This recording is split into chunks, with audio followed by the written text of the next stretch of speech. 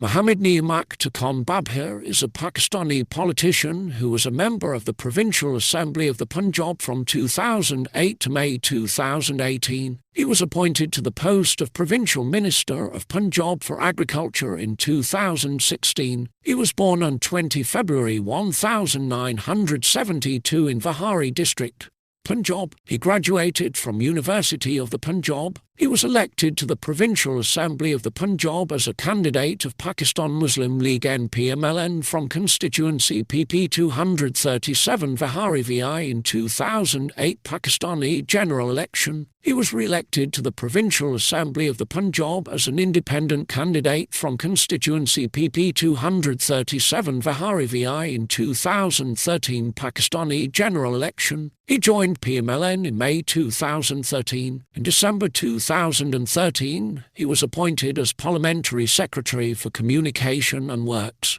In November 2016, he was inducted into the Provincial Punjab Cabinet of Chief Minister Shehbaz Sharif and was made Provincial Minister of Punjab for Agriculture. This article about a member of the Provincial Assembly of the Punjab is a stop. You can help Wikipedia by expanding it.